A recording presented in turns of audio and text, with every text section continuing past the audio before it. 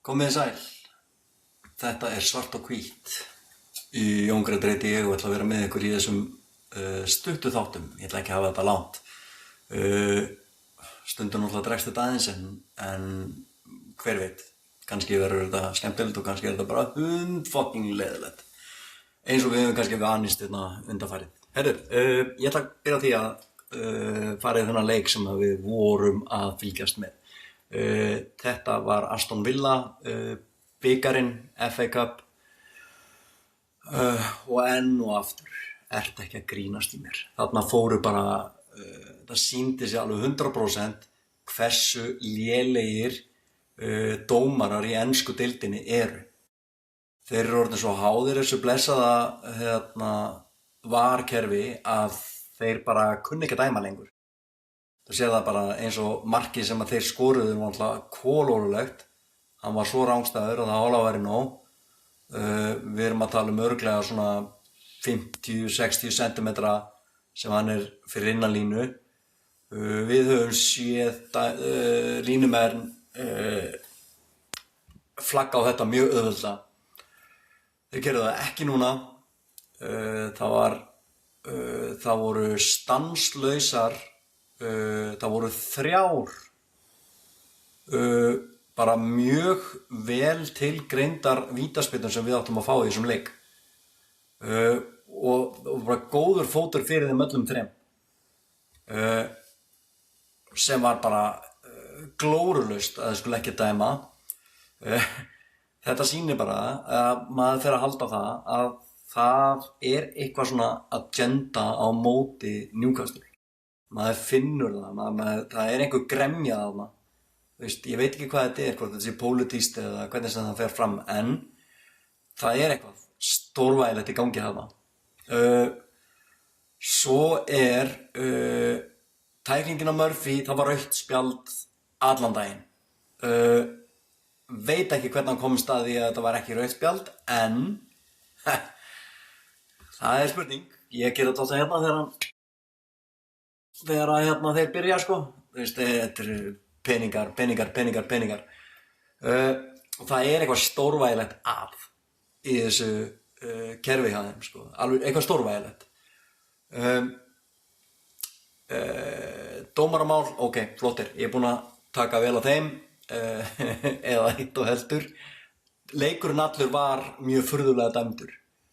Hann skánaði þegar að markmaðurinn hjá þeim fékk rauðarspjaldið, hann skánaði aðeins, en dómgæslan var bara slæm í öllum leiknum.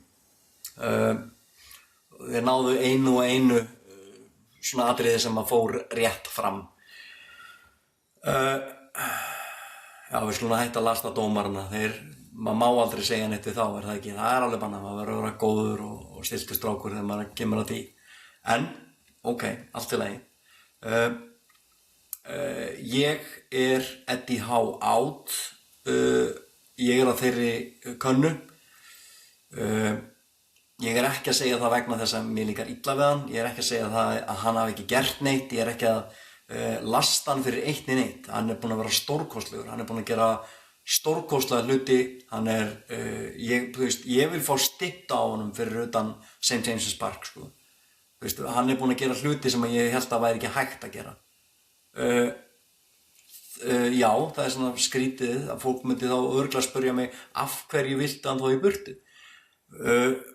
Það er eiginlega mjög einfalt að svara þessu. Ef þú horfir á síðasta ár sem við erum búin að vera með hann, þá er öll hans taktík bara, hún er eins og opin bók fyrir hvern sem er til að lesa. Og ef þú lest þessa bók, þá er ekkert mál að vaða yfir liðið okkar, ekkert mál.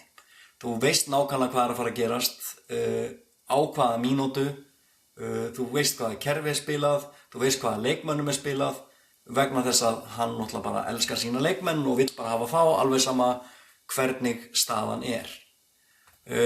Tökum til dæmis bara þennan Aston Villa leik. Ég verð að hrósa honum samt fyrir því að þora að fara alla leið þarna. Þetta átti hann að gera á móti City, sko. En, já, ok. Hann var 2-0 undir í einvíginu, en gerði ekki raskat, spilaði með 5 varnarmenn og og hvað var hann að vonast eftir eiginlega? Stórfurðulegur, en allt í lagi, við látum það að slæta. Ég er Eddie Howe out, en ég er samt ógeðslega þakkláttur fyrir það sem hann hefur gert og það mun aldrei fara. Hann á alltaf sérstaka staða hérna, alltaf. Ég dýrka manninn. Samt verð ég bara að segja það að hann er bara brunninn, finnst mér. Mín skoðun, auðvitað eru margir ósammála, ég skil það bara mjög vel og það er líka bara allt í lagi. Frábært að fólk hafi mismunandi skoðanir á hlutunum, það er geðveikt. Það sem ég hefði samt vilja svona fara yfir hérna var það að þessi uppsetning á liðinu hjá honum, hún var sóknarkennd, mjög skemmtileg. Hann droppaði Gordon sem var mjög sérstakt. Ég var ekki sammála honum þar, ég hefði viljað spila honum að með hvernig hann spilaði síðasta leik. En kannski þarf hann á þess að halda, eins og ég hef margoft sagt. Kannski þarf hann á því að halda að láta bekkja sig vegna þess að hann bara heldur það að hann eigi bara stöðuna og getur bara gert það sem honum hentar. Það var röng ákvörðun hjá honum að taka Ozuna út af fyrir Gordon. Hann hefði átt að taka Barnes fyrir Gordon og Murphy út fyrir Elanga. Ég hefði viljað sjá Elanga byrja þennan leik líka.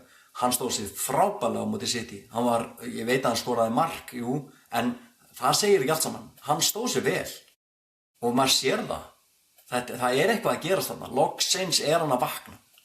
Þannig að vonandi er þetta eitthvað til þess að svona bústa hann aðeins áfram. Það væri geggjað ef að það væri mögulegt. Það sem ég hefði viljað sjá er ég hefði viljað sjá þegar við vorum komin í 2-1 stöðuna. Við vorum manni fleiri, við vorum að sundur spila þá eins og enginn væri morgundagurinn. Ég hefði viljað fá að sjá Park inn á. Mig langar að sjá þennan unga strák spila vegna þess að ég sá hann á undirbúningstímabilinu og mér fannst hann hörku skemmtilegur. Og sá lítið af honum og það voru bara nokkra mínútur en mig langar að sjá meira af honum. Og ég vonast til þess að við fáum, hvað ég að segja, auðveldari andstæðing í 16. úrslitum. Það væri mjög skemmtilegt og þá kannski fengi hann séns á að koma inn á. Og jafnvel byrja, af hverju ekki. En, ég stjórna ekki, sem betur fyrr, þessu ég örugglega mjög margir. Markmiðið í leiknum var raun og veru þetta, að sækja og skora og sem að var bara mjög flott og þetta er eitthvað sem að mig hefur dreymt að fá að sjá hjá Eddie Howe í langan tíma. Mér finnst hann allt of varnarsinnaður. Mér finnst þessi kick and run bolti ömurlegur sem hann er að spila. Ég vil ekki horfa á þetta. Mér langar að sjá sóknarsinnaðan fótbolta. Þar sem að menn spila boltanum og eru ekki alltaf að vonast til þess að vera með minna possession en andstæðingurinn og spila á einhverjum skyndisóknum. Ég þoli það ekki. Mér langar að sjá harða pressu eins og hann hefur gert og stanslausa baráttu. Það er eitthvað sem mér finnst vanta í dag. Þetta byrjaði þannig. Þetta var yndislegt og ég elskaði manninn fyrir það. Þetta var geggjað. En þannig er bara staðan og ég meina við unnum þennan leik 3-1. Tonali með 2 gjörbilaðar dúndurur á markið. Önnur reyndar reflection en þú veist, engu að síður mark. Seinna markið hans var klikkaflott. Voldemati náttúrulega bara þurfti á þess að halda. Hann skoraði. Geggjað, bara mjög flott hjá honum. Þetta var bara Strikers eðli að ráðast á boltann þegar hann kemur í reboundið. Þetta var geggjað. Mér var spilamennskan hjá okkar mönnum heilt yfir ágætt. Mér fannst Ramsey ekki góður í þessum leik.